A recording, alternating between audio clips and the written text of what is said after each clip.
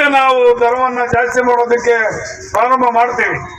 ಅದರಿಂದ ದಯವಿಟ್ಟು ತಾವ್ಯಾರು ಕೂಡ ಚಿಂತೆಗೊಳಗಾಗುವಂತ ಸಂದರ್ಭ ಇಲ್ಲ. ಏನು ಆಡಳಿತ ಮಂಡಳಿ, ನಮ್ಮ ಕೋಲಾರ ಆಡಳಿತ ಮಂಡಳಿ ಇದೆಯೋ, ನಮ್ಮ ರೈತರಿಗೆ ಅತಿ ಹೆಚ್ಚಿನ ದರವನ್ನ ಕೊಡಬೇಕು ಅಂತೇಳಿ ನಾವು ಈಗಾಗಲೇ ತೀರ್ಮಾನ ಮಾಡಿದ್ದೀವಿ. ಈ ಕಡಿಮೆ ಮಾಡಿರ್ತಕ್ಕಂಥ ಒಂದು ವಿಚಾರ ತಾತ್ಕಾಲಿಕ, ಇದಕ್ಕೆ ಯಾರು ಕೂಡ ನೀವೇನು ಸೊಪ್ಪಾಗದೆ, ಅನೇಕರು ಕೆಲವರು ಇದ್ದಾರೆ ಬರೀ ಹೋರಾಟಗಾರರು ಅಂತ. ಆ ಹೋರಾಟಗಾರರಿಗೆ ವಾಸ್ತವಾಂಶ ಏನು ಅಂತ ತಿಳ್ಕೋಬೇಕು.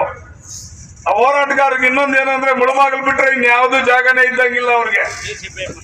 ಎಲ್ಲ ಕೋಲಾರ ಜಿಲ್ಲೆ ಬಿಟ್ಟು ಹೋರಾಟಗಾರರೆಲ್ಲ ಮುಳುಬಾಗಿಲು ತಾಲೂಕು ಇಳಿದು ಬಿಟ್ಟಿದ್ದಾರೆ ಪಾಪ. ಇವನ ಗೊತ್ತಾಗ್ತಾ ಇಲ್ಲ. ಆದ್ರೆ ಮೋಸ್ಟ್ಲಿ ಕೋಲಾರಲ್ಲಿ ಯಾರು ಜನಗಳು ಸಿಗ್ತಾ ಇಲ್ಲ ಅವ್ರಿಗೆ ಹೋರಾಟ ಮಾಡಕ್ಕೆ.